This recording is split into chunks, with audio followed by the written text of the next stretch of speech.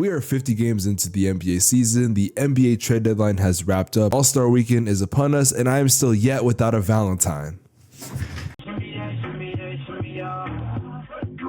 But like I said, we're at the 50 game mark of the year, and I feel like there are things that are happening that we didn't expect to happen. There are also things that I actually called in my 2024 bold predictions video. I think it's only fair we start with the fact that Phoenix has been a very interesting team. There's only two ways I feel like the season is going to end. The Suns either win the NBA Finals and they dominate, or they get eliminated in the first round. I don't think there's an in-between. It's weird. Ever since the big three started to get healthy, I feel like they've been really clicking on every single level. In the past 15 games, the Phoenix Suns are 11-4, and I don't think that surprises me because I feel like ever since the big three has gotten healthy and they've been playing most of their games together, they really have been on a whole different level. I mean, there's a reason why having three of the best scorers in the league on your team at the same time on the same lineup, that's a very scary thing to do. Also, I won't lie, a lot of people talked about Phoenix's defense as a struggle, but so far with what they have, they actually haven't been that bad. Like, don't get me wrong, having the 16th best defensive rating in the NBA is damn near mid, but in defense of Phoenix,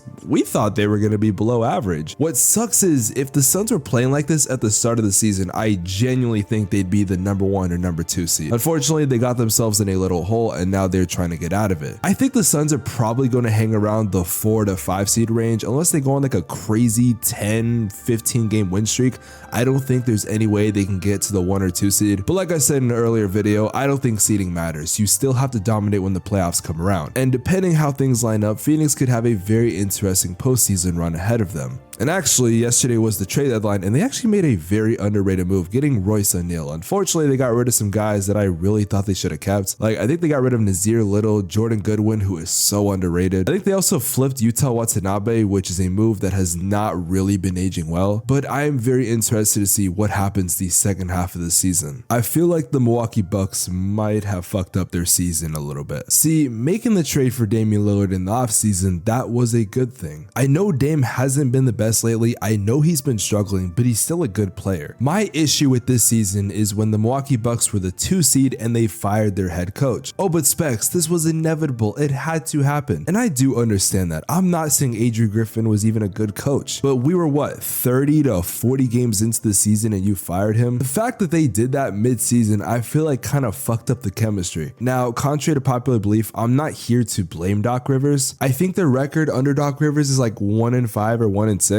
But I will say, watching the games defensively, they've gotten so much better, and the offensive struggles are definitely things they can fix. But for being a 3 seed right now, they're looking very suspect. I need to see some things be improved. I need to see the team overall just go on a run because right now they're not playing the best. The good news is they actually just traded for Patrick Beverley, so this is going to be a very, very interesting team. I do still feel like Milwaukee is one of the best teams in the East, but they're just not playing like it right now. However, there is another team that is playing like the best team in the East. I just made a video about this team, so I'm not going to do like a long retrospect on them, but the Cavs have been exceeding my expectations. The thing is, I've always been the believer that the Cavs are a great team, but they just never show it, and this season I feel like they're showing it. Like, they have all the talent in the world, and I don't know why. They're never that good. But this season, they're doing exactly what they should be doing. Donovan Mitchell is on fire. Jared Allen and Evan Mobley is a scary front court duo. Darius Garland, he's been great, and some of their other role players have been pretty good. Like I said, I just made a video about them, so if you want to check it out, go ahead, but I'm not going to really go too in depth into it. But as far as my expectations, the Cavs have definitely been exceeding them. The Lakers are doing exactly what I thought they were going to do. They're going to be bad for a majority of the season. Some people are going to talk about them, try to hype them up, and then they're going to continue to suck. The Lakers have been bad for a majority of the season. The only time people actually believed in them was the in-season tournament. However, we're starting to see that tournament was complete bullshit and this team is not actually good, which doesn't surprise me. It was never set up to be a good team. In fact, at the deadline, a lot of people thought, okay, LeBron's about to make all these trades.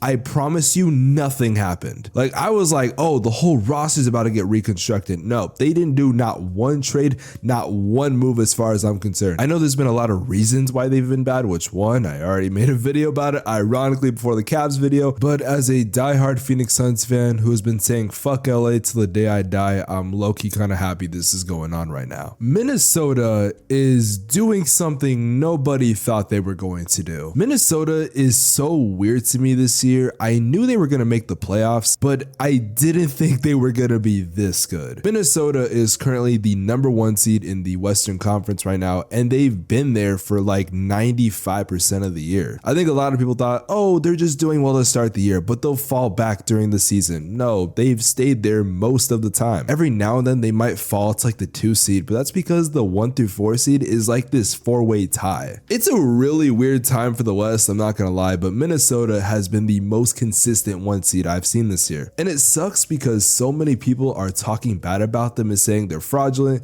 saying that when the playoffs come, they're gonna lose, and maybe that's true. But I think it's so disrespectful to this team who's been playing good the entire year. Like, for example, Anthony Edwards, he's been amazing. The Rudy Gobert trade, turns out that was actually a really good trade. Mike Conley, you gotta love him. I know Karl Anthony Towns is sometimes 50-50, but he's been doing his thing. Also, a lot of guys on the roster have been playing their role to perfection. So it's safe to say this Timberwolves team has been proving every single person wrong. Trust me, I'm just as surprised as you are. I thought they were gonna be like a 7 or 8 seed, but no, I was proven expeditiously wrong. I have never used that word in my life. I don't know if I used it in the right context. Another team that I knew was gonna do well, but not this good, is the Oklahoma City Thunder. Right along the Minnesota Timberwolves, they've also been fighting for the 2 seed. At the time recording this video, they are currently the 3rd seed, but they are a half game back away from the 2 seed, or actually 1st seed as a whole. At the time recording this video, they're currently a half a game back away from the 1st seed. Again, it's that weird 1 through 4 contest that is going on right now. Like, there's the 1 through 4 seed, and then there's everybody else right now. Again, I thought they were going to be a playoff team. I knew that last year it could have gone so much better, but with Shea possibly winning MVP, with a lot of their young guys slowly developing into all-star caliber players, this Oklahoma City team has real potential to be scary in the playoffs. And what sucks is, similar to Minnesota, I feel like a lot of people are not talking about this team as actual contenders because their thought process is, oh, the Oklahoma City, they're too young, they're not ready, which I think is complete bullshit because let's talk about a certain team in 2021 that made the finals that was 2 games away from winning it. I mean, the Suns were perceived as this young team that had no experience, which they didn't. The only player with experience was like Jay Crowder and Chris Paul. And looking at this OKC team, there's not that many players that have experience. In fact, on the top of my head, I